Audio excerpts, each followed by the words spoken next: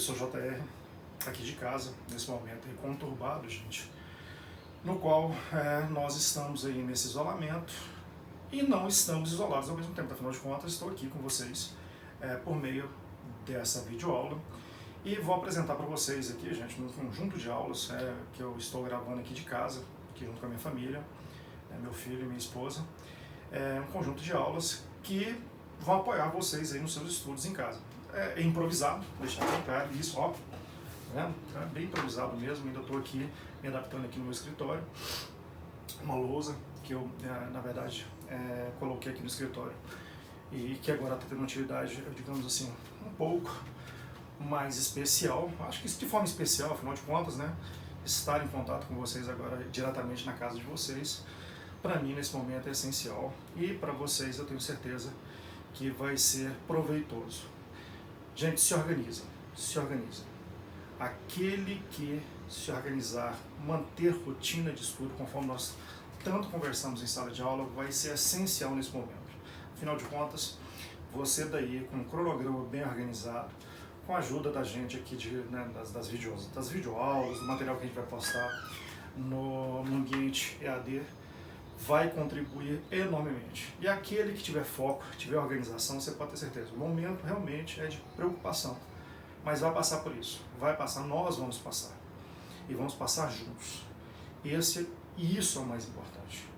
Não deixe de ter foco.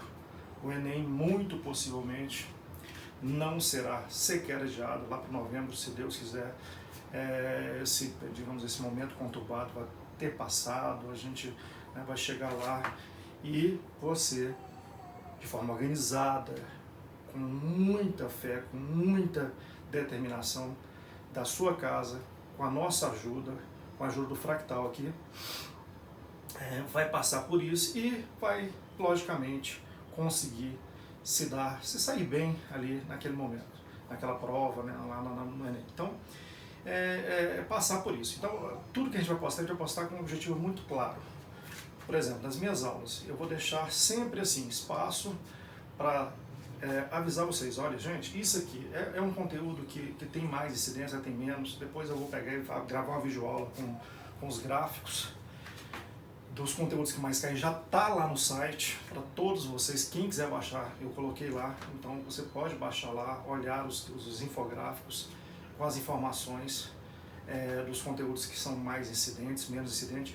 Não se esqueça, tudo tem lá a sua importância. Por exemplo, eu vou falar um pouquinho desse finalzinho, porque teve um grupo de alunos que tiveram esse finalzinho, essa aula final de conjuntos numéricos, outros não.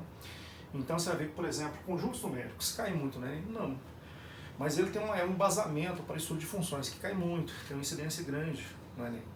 Então ele cabe tendo lá o seu peso. Então toma cuidado com isso. Realmente, se nós pensarmos em relação a conjuntos numéricos, você vai ver que lá quase não é recitado isso. Eu vou resolver uma questão daqui a pouco com vocês aqui nesse conjunto inicial de videoaulas que fala sobre conjuntos numéricos, mas realmente tem incidência pequena. Então, nesse sentido, gente, vamos lá. Né? Força aí de casa e vamos nessa.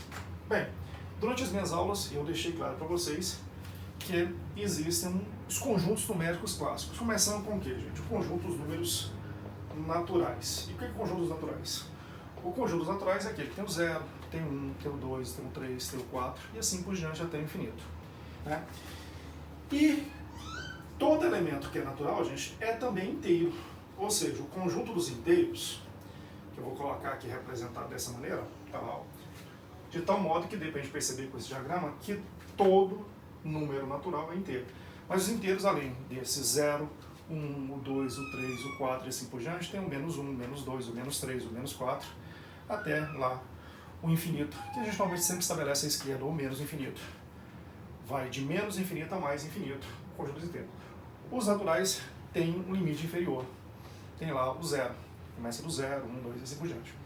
Depois, gente, todo número inteiro é um número racional.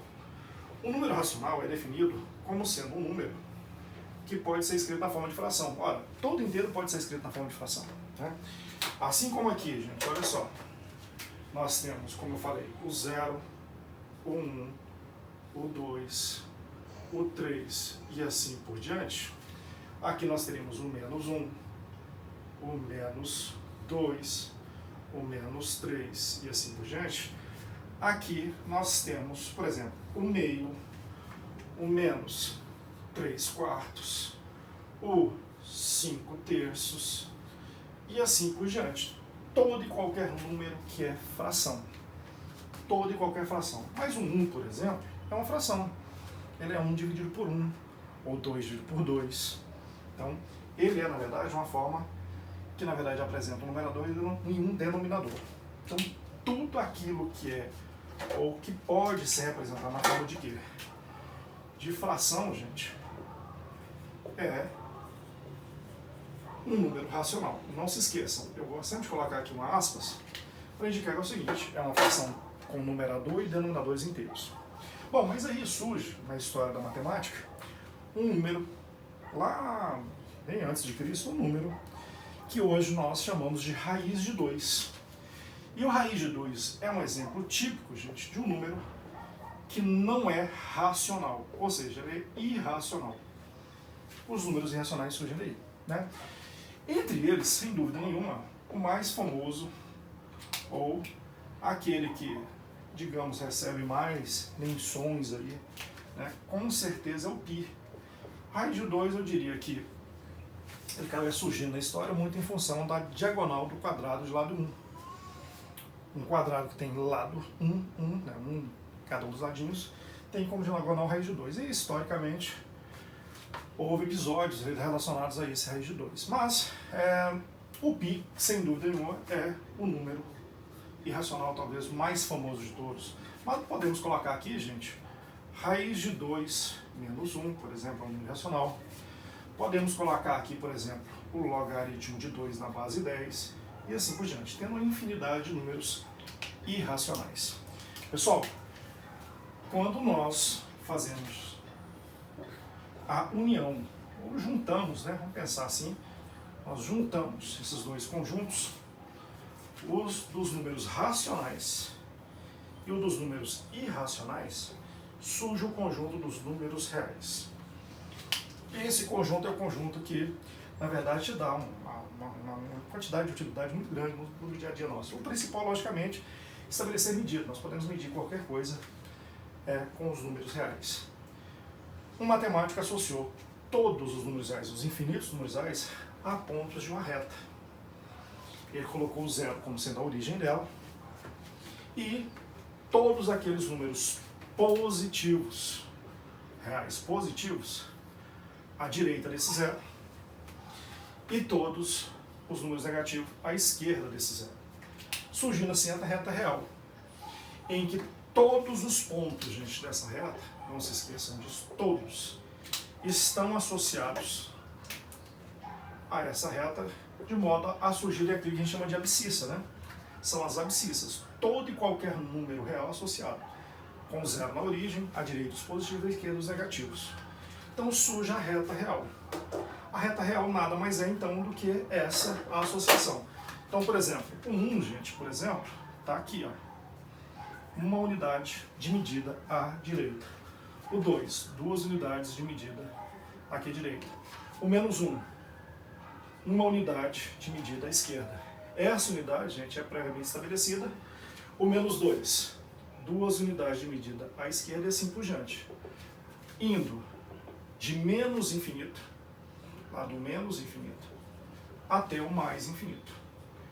Então você tem exatamente essa colocação, a reta real. Não se esqueçam do seguinte, pessoal, isso é importante. Olha só, entre 0 e 1 existe uma infinidade de números reais. O raiz de 2, para eu ter ideia, como ele é aproximadamente, gente, raiz de 2 é aproximadamente 1,41. Então, na verdade, o raiz de 2 dá mais ou menos aqui assim, ó, aproximadamente aqui. Ó, né? Na verdade, existe até uma forma de localizar de modo exato esse raiz de 2. Né? Isso já foi pedido em vestibulares mais antigos, costumavam pedir essa questão. Né? O Enem não tem muito essa cara, mas vou mostrar para vocês uma forma de localizar o raiz de 2. Olha, o raiz de 2, pessoal, você tem aqui uma unidade de comprimento e eu construo, usando uma régua e um compasso, uma unidade de medida na vertical aqui, ó, em cima do 1, tem que ser em cima do 1, uma unidade. Você pode observar que aqui nessa lousa, né, como ela é quadriculada, aqui eu tenho 2 quadradinhos e aqui eu tenho 2 quadradinhos. Mas isso é possível ser feito com a ajuda, aqui nesse caso, de um compasso improvisado, né? Aqui, olha só, com a cordinha. Então, na verdade, você pode fazer isso. Existem técnicas para isso. Você tem uma unidade de medida aqui e uma unidade de medida aqui, utilizando um compasso na vertical. Ora, vista. Com isso aí, pessoal, olha só o que nós podemos fazer. Nós podemos conectar essa origem, àquele pontinho lá final. Ó. Utilizando o teorema de Pitágoras, não é complicado determinarmos que, olha lá, ó, esse comprimento que vai aqui da origem até aquele pontinho lá, ó, final dessa unidade de medida, então você tem uma unidade de medida aqui, uma unidade aqui e uma unidade aqui.